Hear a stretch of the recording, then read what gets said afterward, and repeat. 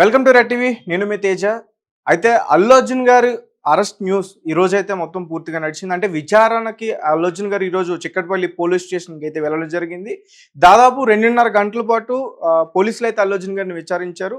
ఒక 10 ప్రశ్నలు కూడా వేశారంటూ కూడా సోషల్ మీడియాలో హల్చల్ అయింది. అదంతా కూడా ఏంటో మనకు ఆల్రెడీ తెలుసు. దాని గురించి పూర్తి విషయాలన్నీ కూడా మేము మీతో షేర్ చేసుకున్నాం. అయితే లేటెస్ట్ న్యూస్ ఏంటంటే అల్లు అర్జున్ గారికి సంబంధించి సంధ్యా థియేటర్ ఇష్యూకి సంబంధించి అల్లు అర్జున్ గారి పర్సనల్ బౌన్సర్ యాంటోనీ అరెస్ట్ అయ్యాడు. 2 రోజుల క్రితమే అతన్ని పోలీసులు అదుపులోకి తీసుకున్నారు. విచారణ కూడా చేస్తున్నారు. అతని దగ్గర నుంచి కూడా కొన్ని విషయాలు లాబెట్టారు పోలీసులు అంటూ కూడా ఒక వార్త బయటకు రావడం జరిగింది. సో దీనికి సంబంధించి ఇప్పుడు మనం ఒకసారి మాట్లాడుకునే ప్రయత్నం చేద్దాం. సో అసలు ఈ యాంటోనీ ఎవరు? నిజంగానే అల్లు అర్జున్కి సంబంధించిన పర్సనల్ బౌన్సరా? ఎందుకంటే చాలా మంది కూడా ఏజెన్సీస్ దగ్గర నుంచి కొంతమంది బౌన్సర్స్ని తెచ్చుకుంటారు. ఎందుకంటే ఆ ఈవెంట్స్కి సంబంధించి ఆ రోజు మాత్రమే వాళ్ళు అక్కడ ఈ హీరోయిన్స్కి కానీ అటు హీరోస్కి కానీ సెలబ్రిటీస్ ఎవరున్నా కానీ వాళ్ళకి మాత్రమే చూసుకోవడానికి కొంతమంది ఒక 10 నుంచి 15 మంది బౌన్సర్లను అయితే తెచ్చుకుంటారు. సో దీనికి సంబంధించి మన టీఎఫ్ఏలో కొన్ని ఏజెన్సీస్ ఉన్నాయంటున్నారు. అయితే ఆ ఏజెన్సీ నేమ్ అయితే మాత్రం బయటికి రావట్లేదు. అసలు పోలీసులు అడుగుతుంది కూడా అదే. అల్లు అర్జున్ గారు, మీరు ఒక ఏజెన్సీకి సంబంధించి కొంతమంది బౌన్సర్స్ని పెట్టుకున్నారు కదా, ఆ ఏజెన్సీ సంస్థ ఏంటంటే అతని దగ్గర నుంచి నో ఆన్సర్. సో ఒకసారి యాంటోనీ, అసలు ఎవరు యాంటోనీ? సో ఇతన్ని మనం ఆల్రెడీ చాలాసార్లు చూసే ఉంటాం. ఎప్పుడు కూడా ఏ ఆడియో ఫంక్షన్ జరిగినా, ఏ ప్రీ రిలీజ్ ఈవెంట్ జరిగినా ఇతను మాత్రం అక్కడ ఖచ్చితంగా కనిపిస్తూ ఉంటాడు. జనాల్ని నెట్టే ప్రయత్నం కూడా చేస్తాడు. సో ఇక్కడ కనిపిస్తున్న వ్యక్తి యాంటోనీ. సో యాక్చువల్గా ఇతనితో నేను కూడా చాలా సందర్భాలు మాట్లాడడం జరిగింది, ముఖ్యంగా ఈ ఇష్యూకి సంబంధించి. సో ఇతన్ని 2 రోజుల క్రితం చిక్కడపల్లి పోలీస్ స్టేషన్లో విచారణ కూడా తీసుకెళ్లారు, అరెస్ట్ చేశారు ఇతన్ని. సంధ్యా థియేటర్ తొక్కిసలాట ఘటనలో బౌన్సర్ యాంటోనీ అరెస్ట్ అయ్యారు. 2 రోజుల క్రితమే పోలీసులు ఇతనిని అదుపులోకి తీసుకోగా తాజాగా వెలుగులోకి వచ్చింది. థియేటర్ హాలులోకి వెళ్లే గేట్ వద్ద భారీగా అభిమానులను ఆపేసి ఒకసారి వారిని అనుమతించడంతో అంతా దూసుకొచ్చి తొక్కిసలాట జరిగిందని పోలీసులు భావిస్తున్నారు.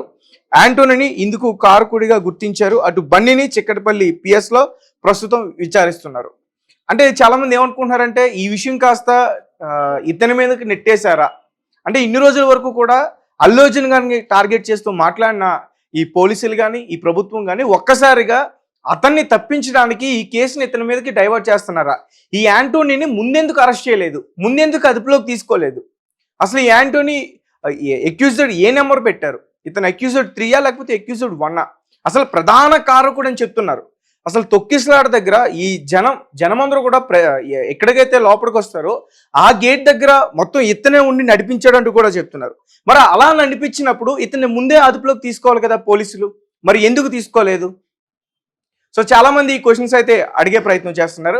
అండ్ మరీ ముఖ్యంగా ఈరోజు అల్లు అర్జున్ గారి ఇంటి దగ్గరకు కూడా కొన్ని వాటిని ఏమంటారు అంటే పెద్ద పెద్ద క్లాత్స్ అన్ని కూడా కట్టారు. చాలా మంది కూడా రాళ్లతో దాడికి ప్రయత్నించారు కాబట్టి సో ముందస్తుగానే పెద్ద పెద్ద క్లాత్స్ అన్ని కూడా అక్కడ తీసుకొచ్చి కట్టే ప్రయత్నం అయితే జరిగింది.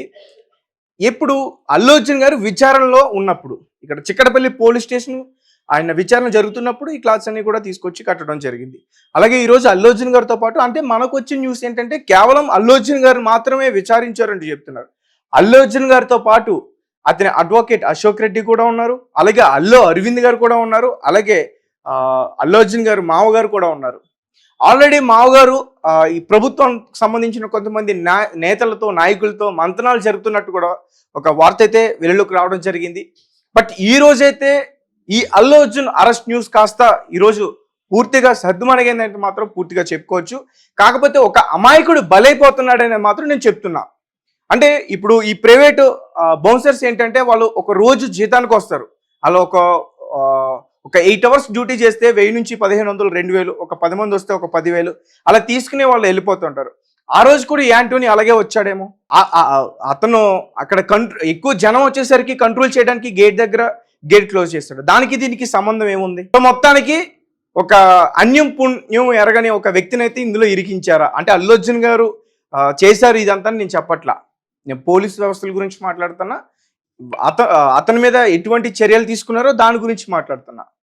సో యాంటోనీ గురించి ముందెందుకు తెలుసుకోలేకపోయారు?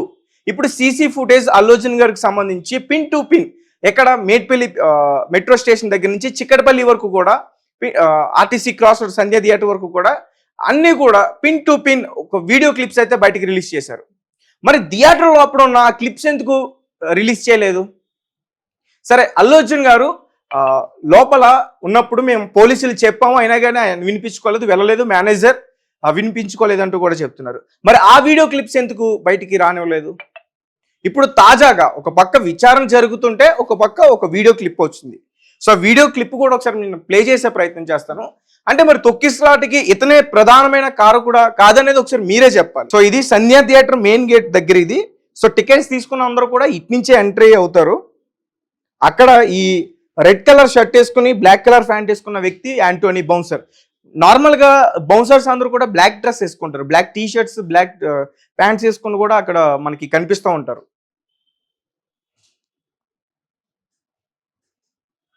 ఆ గేట్లన్నీ కూడా విరిగిపోయినాయి, జనాలందరూ కూడా లోపలికి వచ్చే ప్రయత్నం చేస్తున్నారు. కొంతమంది అతని పైన దాడికి కూడా ప్రయత్నించారు కొంతమంది. ఇక్కడ కొంతమంది పెద్ద పెద్ద కర్రలు కూడా పట్టుకున్నారు, వాటి నుంచి కింద నుంచి కూడా తప్పించుకొని వెళ్ళే ప్రయత్నం కూడా జరుగుతుంది. మొత్తానికి అక్కడ యాంటోనీని కింద పడేశారు. యాంటోనీ అనే వ్యక్తిని అక్కడ కింద పడేశారు. సో దాని తర్వాత లోపలికి అందరూ కూడా వెళ్తున్నారు. ఇదే టైంలో తొక్కిసలాట జరిగిందని చెప్పేసి చెప్తున్నారు. సో ఇప్పుడు బయటికి ఈ వీడియో వచ్చింది.